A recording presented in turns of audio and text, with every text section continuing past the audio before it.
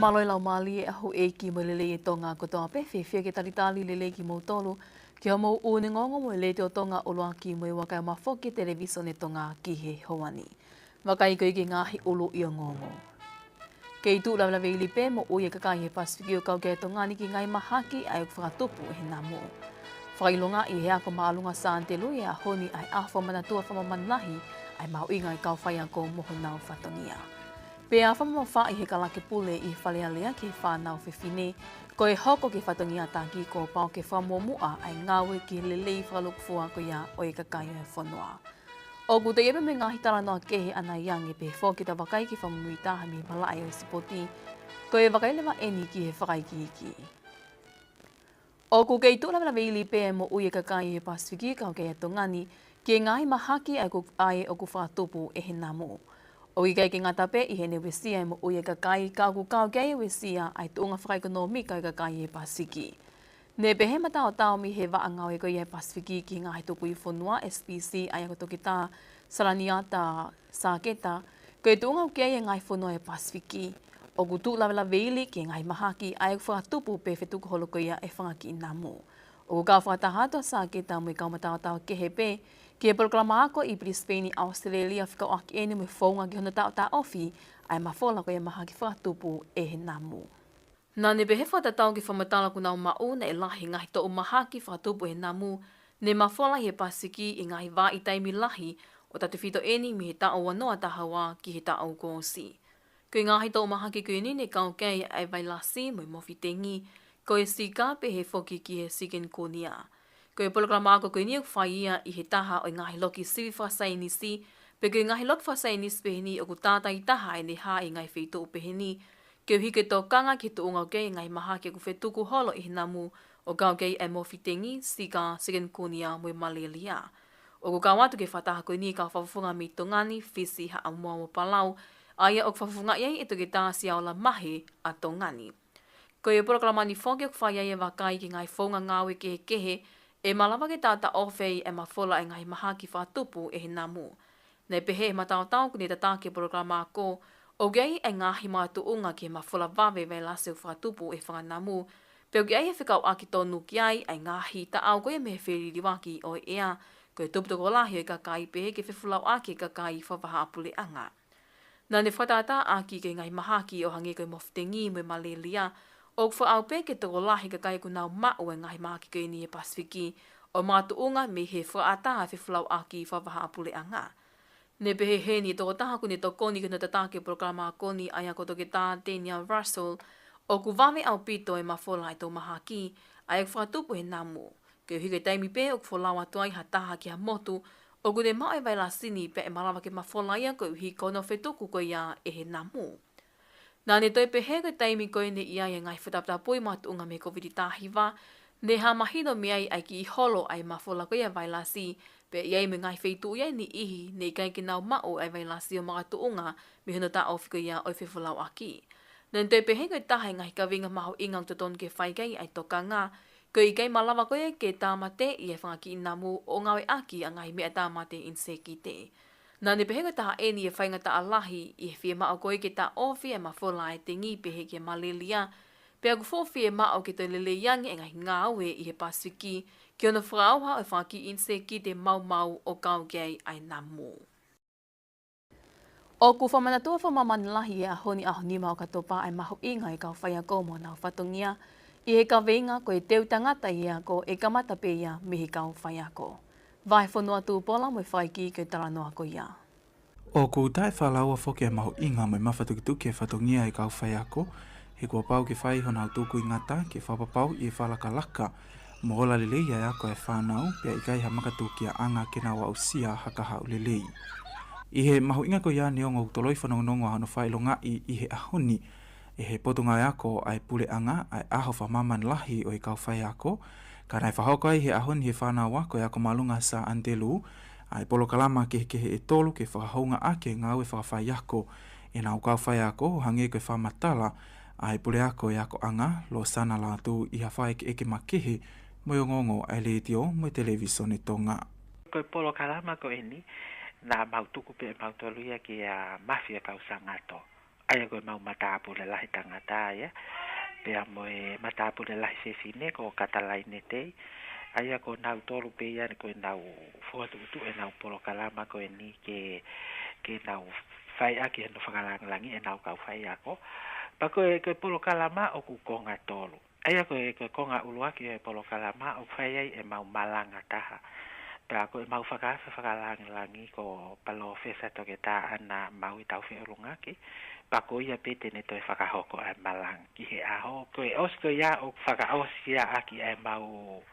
to e fu hei lala. E apiakoni koe moto foke apiakoni koe o fa mo oni mo e merino. Ka koe e to hei lala koe e whakaosi aki e mau poro kalama ulo aki koe mau pehe ia ke mau to e to ai hei lala koe ia koe whafofonga e mo oni. Ko nga hono wa poro kalama whakahoko e mau float.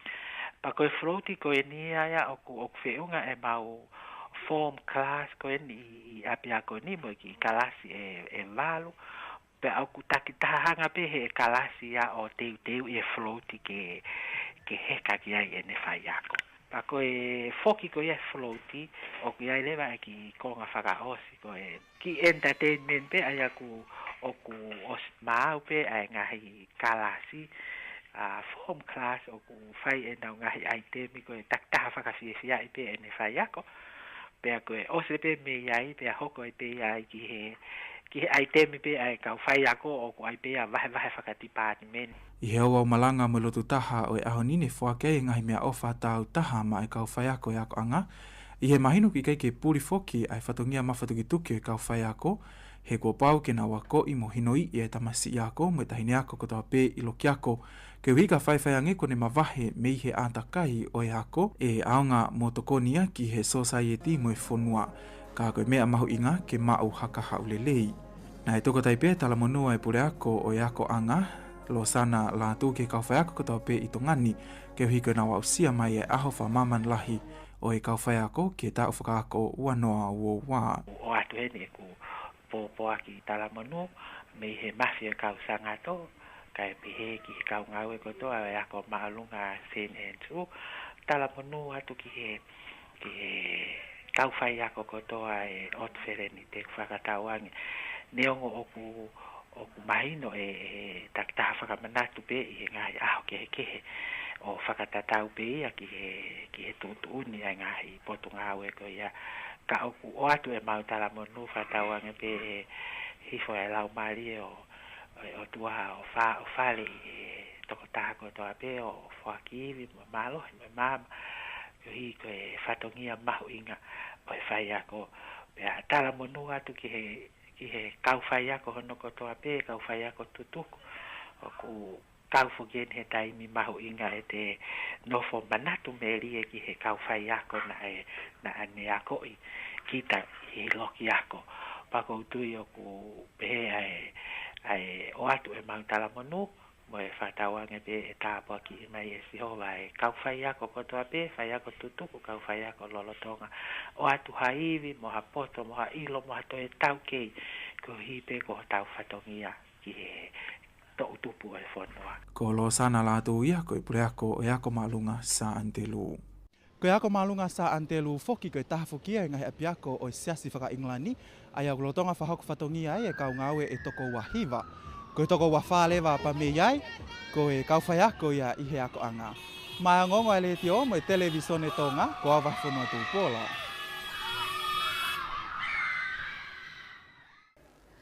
Kua ngā onu eni anto ngāni ki toi whapolo whisnaliangi ai ngāwe tau te whito eni ki ngai whonga ngāwe i he whamau anga. O kamata ngai aki ai i he whamau anga e ngai whonga who'ou ki ngai hopo hiaf kau aki mulo ngai whanau ke uhi ke oai o ngoi he whanau o ku tāpalasia e nau mo ui. Senolita tui vai mui whakaiki. I he Apollo Kalama Televisione senta whawhanua ma e kakai whewhine mui whanau, pehe ke ofisi a Tensenyale ne whakamahino e ngai whonga ngāwe ko e ni. Pehe Joycelini Lomu mihi ofisi a Tensenyale, o ia e toka ngā make he whamau anga ke ni ihuk tu lawe angofua i he taimi o whai ai ha hopo, ai o ku kau ke alunga i whanau si i hifo i he tau taha walu. Aia ko uluaki ko o si whotu o mai he whamau anga o tonga ke ngawe aki ai ki fonga ngā ue, pe koe ki Polokalama, o kui koe Advocates Gateway Toolkit, Ai koe toolkit koe ni, koe hangeia hangahi whakahino hino, ki hono whakawhehu i pe ko hono koe whaunga ke ngawe aki he kau ofisa koe koe i he whakamau a ngā, kau ai kau loea, ke taimi koe o ku hoko ai ha ki tamasi i pe koe ki tāhine kua whakamooni. Tau whakatātā pe ni ka pau koe hange koe ngahi hopo koe o ku whelawe i pe mo ha whangi lungai whanau whewhine ke ta usi i pe ana iai hangahi tuku aki i ki hano pā usi i hufanga he whakatapu. Koe taim koe tēnā woma hopo, te aku tāku ki nau tō koe kau vulnerable witnesses, pe koe kau whakamooni, tūlawe angofua. Aia lewa e ngā, aki lewa e ngahi whakahino hino koe he ki toolkit koe ni, o koe e ngahi whaunga ia ko whakahino hino mai pehe ki mea ngawe koe ni, a ngai whaunga ke te lea ake ngai whakawhehui, hange koe ni, koe ke whemau ia ke te lea hohaa pe te kai la ke kohi ke whakatupaha i rifia pe puputu ai ki i whakamooni koe ni. O ku mahu inga au pito fōke ala ni ma whakatahe ngahi kup whikau aki, ke toko nia ngahi hopo hia ku kau keilonga i whānau, ai nei whakamala ala ki ai alomu. Tau nei e ua ko hili nei iai haki i ki launga ne au tākeng me kau polisi ai koe hopo eni, ne os whakakakato e nau ngahi ngau e ki ai. Ai koe hopo eni a whelawe i pia mohano pa usi whakalielia o haki i tāhine na e tau whā. Pea i he hoko pe koe ni ai palapalema koe ni, ne awea e ki tāhine koe ni, ki he senta koe ai Women and Children's Crisis Center. O whailewa e ngahi whawhiau loto mo ngahi tokon ma kehe ke ki tāhine koe ni Pea i he lele koe ngahi whatotolo e kau polisi, pea mo ngahi ngawe kehe, osi pea oange pea moe, au takengi moe whaile ki Official Atenseniale, kuo osi maheni, pea whea ngai ki tāhine koe ni, pea moe kau ofisa whawhiau loto koe i he Women and Children's Crisis Center, Sa i teimi koe nā, oangai koe ke whakahoko e hopo, ko te whakafoki mai foki ngahi, i no whakahoko koe, no teu i koe ki tāhine, ki hao whakamooni, pe whakamatala, a ngahi mea koe nai hoko ki ai, ne toe wesia, pe toe puputu o pe ili fia, i kaian ke lava o teu whakalele ki tāhine, ke ohi ke whakamatala whakamooni. Koe taha whoki ene tau mua ngau e senta whafonua ma e kakai whewhine mo whanau, ke toko nii mo whakai ai e meli no mo e malu, ke lava e kakai whewhine o tonga o nofo i atakai mo ilelei mo whiewhia.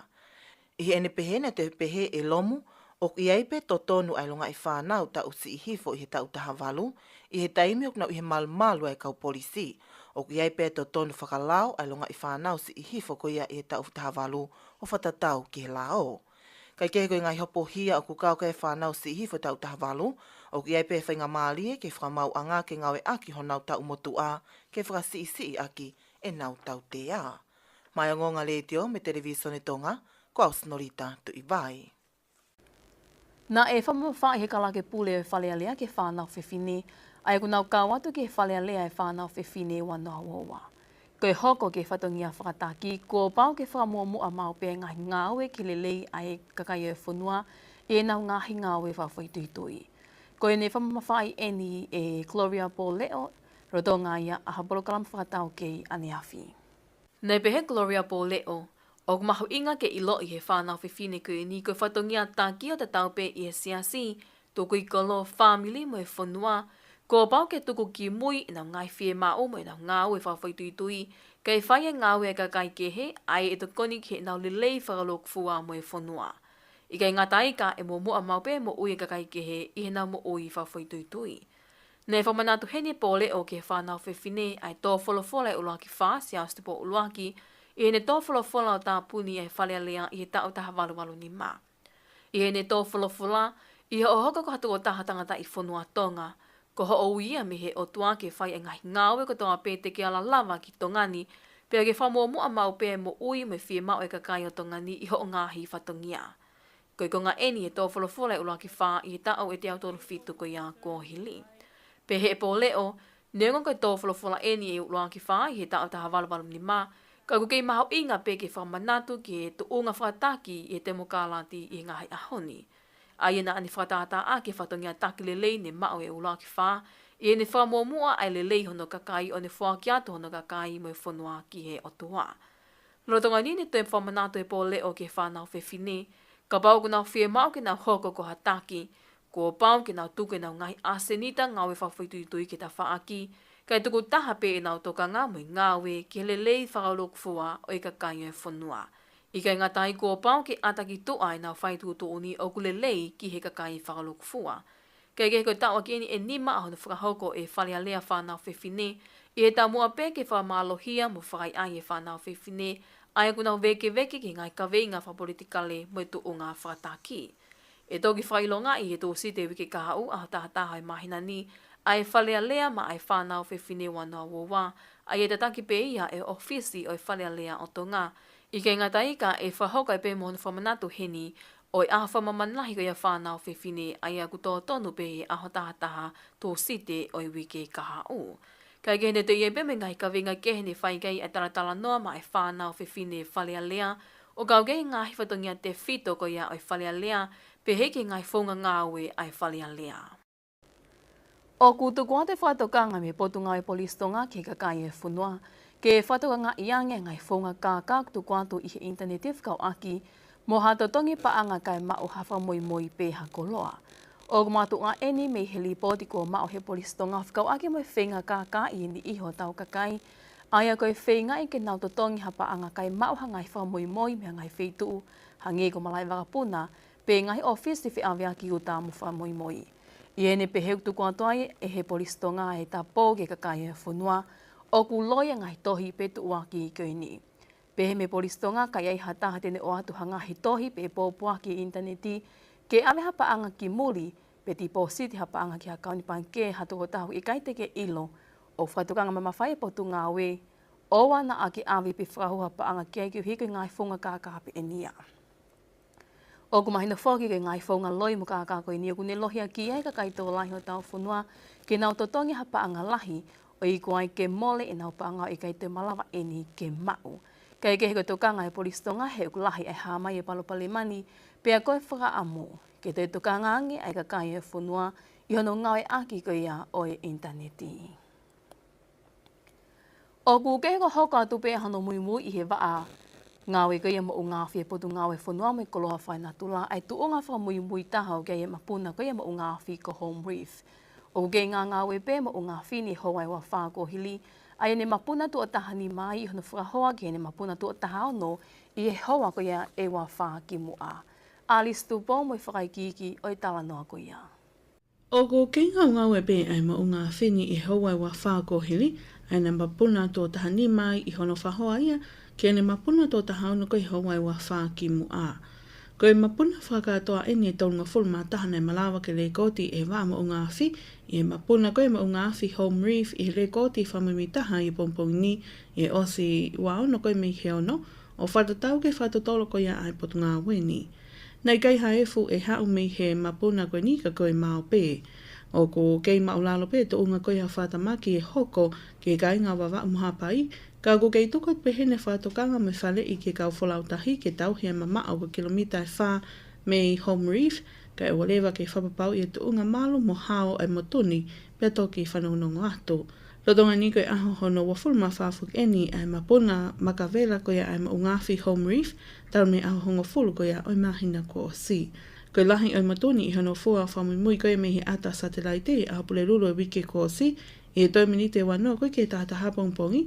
koe fua e lolo ana e peungai me mita e wangiau no walu me he toke lau ki he tonga, pea mita lewa e wangiau walu tolu me he hake ki he hihi fō. Iene pehe o ku alupike toi lahiange e motu mo ngāwhi home reef, a ia kua au ke eka e tahanima e motuni i he maa o lunga koe mita e tahanima ke tā walu me he fukahitahi.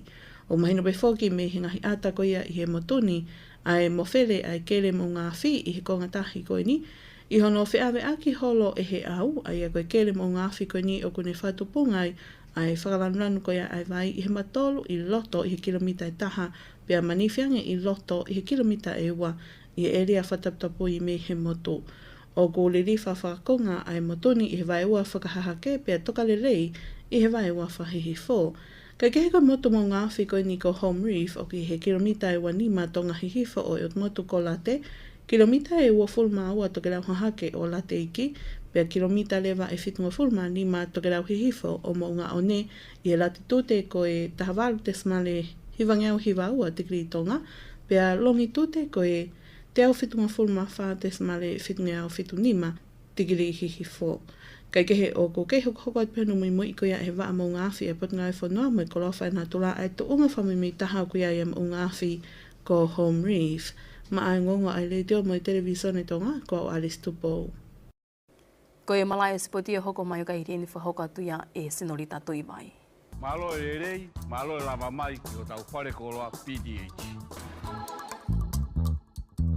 Whamalo te tau kei whia mai, koe wakailewa eni ke whamumui taha me he mala e o sipoti. Kua mau atu eni a ngahi timi e wanoa i tonga tapuni ke nau kau ki ngai whiahui akapuru whakatau koe tonga tapuni, ai o amanaki ke kamata eni ahotokonake o wikeni i he mala e spoti ko ia ai kolistonga. Koe whiahui whakatau pe eni u whaafukahoko i he tau kotoa pe i tonga tapuni, ai ne whai pe i he tau ko osi, ne o ngoi COVID tahi wā. I ono whaeke eke o i whaafofonga me he poate ke ngai timi ke ngai tōku i kolo ai sea aholelei, ko i whaka amu e whi au hini ke teke tale ni ti spoti a kapule whanau tangata i tongani, ko i hui ko whainga maari e ia ki honau kaha o. I kai ngatai, ka ko whainga maari e eni ke whai ai pehono teu teu i ki nau tol ki ongo whi ahui lalahi e ua o amanaki ke whakahoko i he mahina ko tise mā. O te whakawai pe he tona ko ni, ai whi au, tonga tapu whakatau, ko tau ni ai COVID ai tau mai ko e pe o ke hoko rere te au ke tau ni ke hoko pe au ni ai au ko mata o tau mu ai tau hi va ke te te e ta mai ki ke au ni mo tau ko ha mo i under 20 au ko mata i sema pe te te ke au ki a tonga e ki tau fo o ko mata i ma ko kama ko fea ngone tonga tapu kono te u ta mai ki ngo fea u la he u i sema under 20s pa mo e ngone tonga e i masi tu sope pa wa funding e fa ba he ka ku tu ma te u la he ke mo ge pa tu su ha te pa su ge to Nā ne peheo whafuafua pe ke he wike pe e walu e whakakato ai e whi au hini. Ko e ngahi tim whakatoa e wanoa ko na osle sisi tātu ke whi au hini, ai aku lahi taha pe ko e ngahi timi motu a pe nā nau whaakau ke whi au hini, kau ke e timi mārisi, ko e toloa Old Boys pe he ki he haulolotonga e whi au hini ko e timi a kolo motu a. O kui ai whoki me timi fo e taha ko le sisi tātu ke whi au hi, ai ako e timi a miha alalo. Nei toi whahaheni e aholelei o ku whawhiewhia ai malawa ke whakahawa ho tau kau a whanua i lorotongani. Ko hui ko ngai whenga maria wa inga e malawa ke kaua ke whanau ki tu apure anga, pia ke whakatuple kina e pe honau tale ni ti i he wa inga akapolo. Mo hinga ma ostaha ke whahoka ngai ke auhi ke ngai kliniki mo training ke tikamagi e ala tuani nga koe ata koe kaua whanua ke whawhero agi ngai timi mo kakaigi. Ai tuna meni ka ma ngahi kala puke ke no fe maua bite kama tonga kia pe te mau pau ngai tuna meni la lai ka uni pe mo ta fo o nga ha ngai tes hanga mai ko ngai ya o la lai muri te mau venga osta ki te ta mai ki ai tuna meni ko ya pe mu pe ai Lolotonga e ni o i kai ngata pe i hono teke mo whakaivia tale ni te whanau, ka i he teimi tatau o kwhai pe mo hono tokonia e tau kei ilo mo poto i whai ako e kau whai ako akapulu i tonga ni, ko e uhike to e lolotoanga ngahi tau kei o nau mau i hono ako i aki ai whanau akapulu. Kai kehe o iai whaka amua aholelei e hoko e whi au hini ke whalatolahia ke whanau o manako ke wainga akapulu, ke nau ngā we i hono tale ni ti pia ke nau hoko ko hakau whafofonga lelei o tongani i he taimi ki tu apure anga. Pea o i tongani matapule wa inga soka tutuku i loa ko i akapuku i Japani, ke ne poupoi ai polokalama soka i kau taha whawapure anga i loa ko i FIFA ma ailonga i whanau i he whanua. O kuia polokalama ko ini ke Football for School program, pia kua hoko a tonga koe ulaki whanua e Pasifiki ke whakahoko ai e polokalama ko ini. O whatamu e polokalama ko ini ma e longa i whanau wako i he lautohisi i.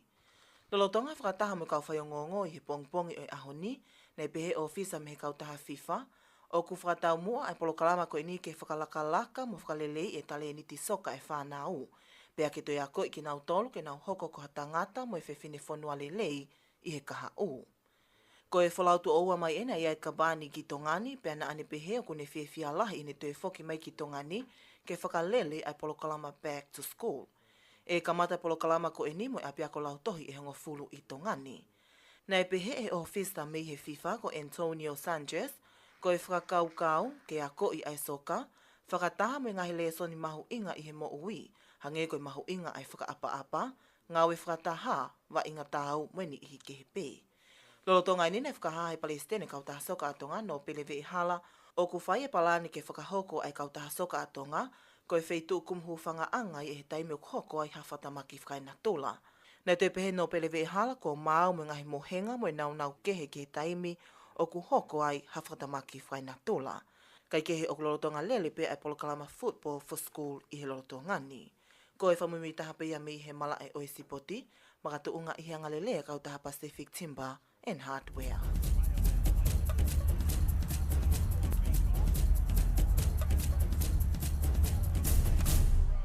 Ka ki moe pe tau mawai, te toi wakainge pehen ki he ngahi ulu i o ngongo. Kei tu lau la veili pe mo ui e kakai o e Pasifiki tau te whito ini ki tongani ki ngahi mahaki ai o whakatupu e he namu. Whailonga i he ako malunga santelu i he ahone a whamanatua whamaman lahi ai mahu inga i kau whai ako moho nau whatongia. Pe a whamamawha i he kalake pule ki whalea lea ai whanau whewhine, ko e hoko koe ki whatongia whataki ko pao ke whamua ai ngawe ki lelei whakalok ai kakai o e whanua. Ko e ngahi une ngongo pea i he lea whatonga mo le teo tonga o lanki mo i waka ma whoki televisione tonga ki e hawani o gei e whakaamu au taki katoa pea ngahi ngongoni ki roto whale katoa pea. Whamaloat ki tau kei whi au mai, ka mōmi au.